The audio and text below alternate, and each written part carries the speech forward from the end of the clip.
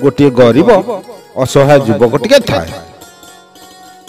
चाकरी बाकरी तो किछि नहीं, करिवो बा कोन? से चलिबो किपरि? तार बाप नहीं, घरे माँ एवं दुई भौणी, रोजगार बोली किछि नहीं। से जंगल को जाई किछि काठ संग्रह करी बाजार आनी बिके।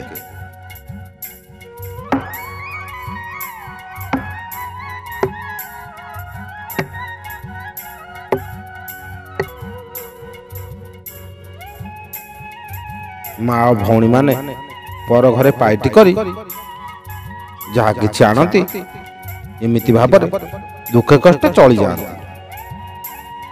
दिने युवकटी जंगल रे एमती बुलु बुलु ताको बंचाओ बंचाओ बोली विकल चित्कार सुभिला। किए कोठी अछ बंचाओ हमको, बचाओ भाई, हमको साहाय्य करो, बंचाओ भाई। से चित्कार आड़ को जीवा को चेष्टा कला। एमती खोजु खोजु गोटे भंगा कूओटीए देखिला। पाखरे पहुंचीबारु ता कानरे किछि विकल चित्कार सुनागला। बंचाओ बंचाओ, मते उद्धार करो। सी भाबिला केही मनुष्य निश्चित ओ भितरे पड़ी जाइछि एवं एमिति विकल चित्कार करुछि, किंतु ता सहित अन्य शब्द कौन शुभुछि से ठीक रे किछि जानि पारला ना। तेबे कूओ भितर जे केवल मनुष्य नुहे अन्य जीव मध्य अछंती से कथा स्पष्ट जानि पारला ना। से कूओ पाख को जाई भीतर को चाहि देखिला, ता भीतर गोटे बाघ, गोटे माकड़, गोटे साप एवं जड़े मनुष्य समस्ते बचिबा पई व्याकुल हेउछंती। युवकटी भाविला एमानक विपदरे साहाय्य करबा मोर धर्म। तेबे बाघ साप को विश्वास केमिति करिबि? जदि बाहर को आसिया परे मते आक्रमण करंती। एही समय रे बाघ साप कइले, तुमे हमको बंचाओ, आम ऊपर भरोसा करो। आमे सत्य करी कहूछु, आमे तुमर कौनसी क्षति करिबो नहीं। तमे हमको रक्षा कर मनुष्य भाई। माकड़ कहिला, मु तो तमर पूर्व पुरुष, मो ऊपर विश्वास रख। मु तुमको अनेक साहाय्य करिबि, तुमको अजथा कष्ट करबा को पड़िबो। मु तुमर अनेक काम करि देबि। से मनुष्यटी कहिला, भाई मते बंचाई दियो, तुमे तो मोर अति आपणार मनुष्य भाई, मते विश्वास कर, मु निश्चित भावरे तुमको साहाय्य करिबि। युवकटी जंगल रो किछि लटा आनी एवं निज गामुछा को बांधी कूओ भीतर को पकाई समस्त को उद्धार कला।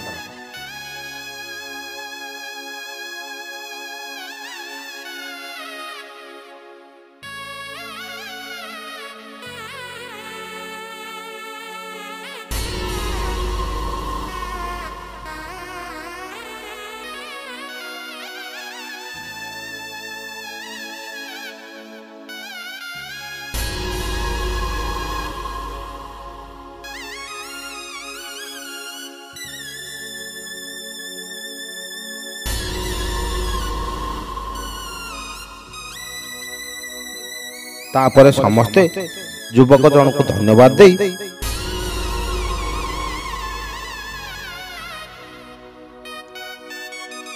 बाघ कहिला, मनीष भाई तुमे मोर आज जीवन रक्षा कल, तेणु तमर जेते बेले जहा दरकार मते आसी कहबो, मु सबो जोगाड़ करि देबी।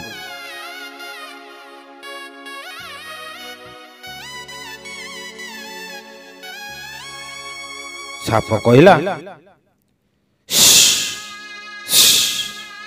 मनीष भाई तमे जेते बेले मन पकइबो मु तुम पाखरे पहुंची तुमको साहाय्य करिबी, काहेकि ना तुमे मोर जीवन बंचैछ। तेणु तुमर जदि केबे मोर आवश्यकता मन हुए ନିଶ୍ଚୟ ମତେ ମନେ ପକେଇବ। ତାପରେ ମାଙ୍କଡ଼ କହିଲା, ଭାଇ ଏ ଭାଇ, ମୁଁ ଥିବା ଯାଏ ତମର କିଛି ଚିନ୍ତା କରିବା ଦରକାର ନାହିଁ। ବଣରୁ ଫଳମୂଳ ଆଣିଦେବି, ଗଛରୁ ଡାଳ ଭାଙ୍ଗିଦେବି, ଆଉ ଯଦି କହିବ ମୁଁ ତୁମ ସାଙ୍ଗରେ ଯାଇ ଗାଁରେ ଖେଳ ଦେଖେଇ ତମ ପାଇଁ ଟଙ୍କା ରୋଜଗାର କରିଦେବି। ତମେ ଯଦି ମତେ ସାଙ୍ଗରେ ନେବ ତେବେ ମୁଁ ଅଧିକ ଖୁସି ହେବି, କାରଣ ଇଏ ଜୀବନ ଆଉ ମୋର ନୁହେଁ, ଇଏ ଜୀବନଟି ତୁମର ଦାନ। ତୁମେ ଯଦି ମତେ କୂଅରୁ ଉଦ୍ଧାର ନ କରିଥାନ୍ତ ମୁଁ ତାହେଲେ କଣ ବଞ୍ଚିଥାନ୍ତି? ତେଣୁ ତୁମ ଇଚ୍ଛା, ତୁମେ ଚାହିଁଲେ ମତେ ତୁମ ସାଙ୍ଗରେ ନେଇପାରିବ। ତାପରେ ମଣିଷ କହିଲା, ଭାଇ ମୁଁ ଜଣେ ବଣିଆ, ମୁଁ ସହରରେ ରହେ, ମୋର ଠିକଣା ଏଇ ନିଅ ରଖ। ଯେତେବେଳେ ସହରକୁ ଆସିବ ମତେ ଦେଖା କରିବ, ମୁଁ ତୁମକୁ ନିଶ୍ଚୟ ସାହାଯ୍ୟ କରିବି। ଏମିତି କହି ସମସ୍ତେ ଚାଲିଗଲେ। ମାଙ୍କଡ଼ଟି କିଛି ଫଳମୂଳ ତୋଳି ଆଣି ଯୁବକକୁ ଦେଲା ଏବଂ ତା ସହିତ ଗାଁକୁ ଗଲା। ଯୁବକଟି ଯେତେବେଳେ ଯୁଆଡ଼େ ଯାଏ ମାଙ୍କଡ଼ ତା ସହିତ ଯାଏ। ଥରେ ଜଙ୍ଗଲରେ ବୁଲୁ ବୁଲୁ ବାଘ ସହିତ ଦେଖା ହେଲା। ବାଘ ଯୁବକ ଜଣକୁ ଦେଖିଦେଇ ବହୁତ ଖୁସି ହେଲା। କହିଲା, ମଣିଷ ଭାଇ, ସତରେ ତୁମେ ଆସିଛ? ସତରେ ମୁଁ ବିଶ୍ୱାସ କରିପାରୁନି। ହଉ ହଉ ଭାଇ, ଆସ ଆସ, ମୋ ଘର ଆଡ଼କୁ ଟିକେ ଆସ। ଭୟ କର ନା ମଣିଷ ଭାଇ, ତମେ ପରା ମୋର ଭଗବାନ। ତମେ ମତେ ନୂଆ ଜୀବନ ଦେଇଛ, ମୁଁ ତୁମ ପାଖରେ ଚିରଦିନ ଋଣୀ। ଆସ ଭାଇ ଆସ।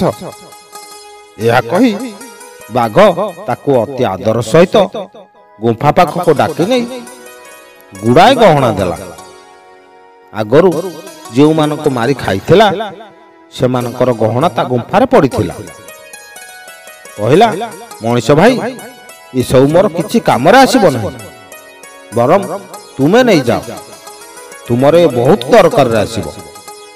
ତୁମେ ଆକୁ ବିକିଦେଲେ ବହୁତ ପଇସା ହେବ, ସେଥିରେ ତୁମେ ଚାହିଁଲେ କିଛି ବେପାର ବାଣିଜ୍ୟ କରିପାରିବ।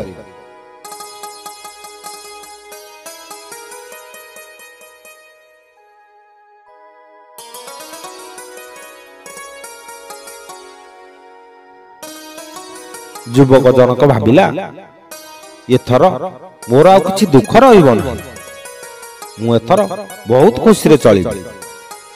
ଗହଣା ବିକି ଟଙ୍କା ଆଣି ଗୋଟିଏ ଘର କରିବି, ଭଉଣୀମାନଙ୍କର ବାହାଘର କରିଦେବି। ତାପରେ ଏମିତି ସବୁ ଚିନ୍ତା କରୁ କରୁ ତାର ସେ ବଣିଆ କଥା ମନେ ପଡ଼ିଲା।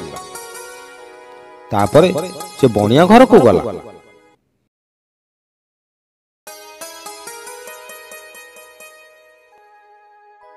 ତାକୁ ଗହଣା ତକ ବିକ୍ରି କରି ଟଙ୍କା ଦେବାକୁ କହିଲା। ଏତେ ଗୁଡ଼ାଏ ସୁନା ରୂପାର ଗହଣା ଦେଖି ବଣିଆର ଭାରି ଲୋଭ ହେଲା।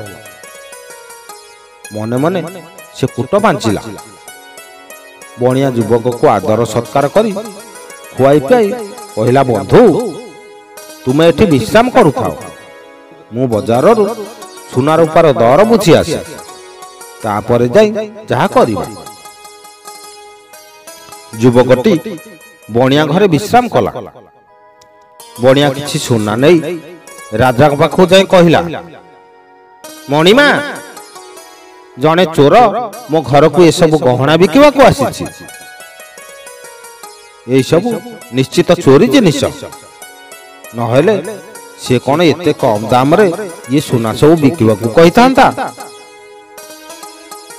ଏଣେ ବଣିଆ ଘରେ ଯୁବକ ଅପେକ୍ଷା କରି କରି ବିରକ୍ତ ହୋଇଗଲାଣି।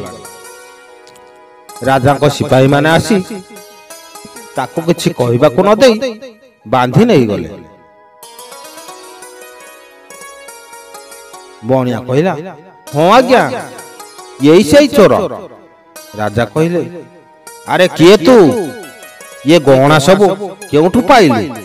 ଯୁବକଟି କହିଲା, ମୁଁ ଚୋର ନୁହେଁ ଆଜ୍ଞା, ଜୀବନରେ କେବେ ଚୋରି କରିନାହିଁ। ମହାରାଜ ମତେ ବିଶ୍ୱାସ କରନ୍ତୁ, ଇଏ ଗହଣା ସବୁ ମୋର।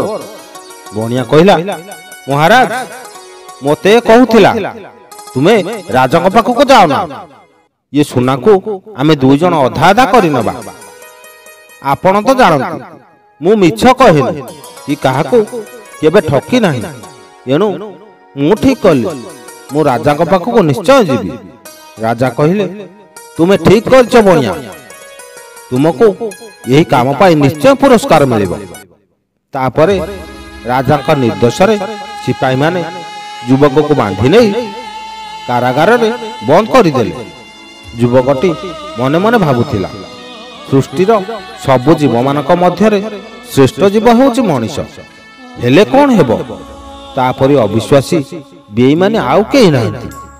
ମଣିଷକୁ ଭରସା କରିବା ଅର୍ଥ ହେଉଛି ବିପଦକୁ ଡାକି ଆଣିବା। ହେଲେ ଅନ୍ୟ ଉପାୟ ନ ପାଇ ଯୁବକଟି ସାପ କଥା ମନେ ପକାଇଲା। ସାପ ସଙ୍ଗେ ସଙ୍ଗେ ଆସି ତା ପାଖରେ ହାଜର ହୋଇ ହଣା ଟେକି ଚାହିଁଲା। ଯୁବକ ଠାରୁ ସବୁ କଥା ଶୁଣି ସାରିବା ପରେ ସାପଟି କହିଲା, ଭାଇ ତମେ ଚିନ୍ତା କରନି, ମୁଁ ଯେପରି କହୁଛି ସେହିପରି କରିବ, ସବୁ ଠିକ ହୋଇଯିବ। ମୁଁ ପ୍ରଥମେ ଯାଇ ରାଣୀକୁ ଦଂଶନ କରିବି, କେହି ତାଙ୍କୁ ଭଲ କରିପାରିବେ ନାହିଁ। ଗୁଣି ଗାରେଡ଼ି କିଛି କାମ ଦେବ ନାହିଁ।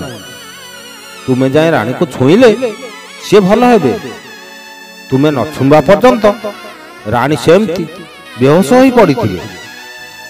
ଯୋଜନା ଅନୁସାରେ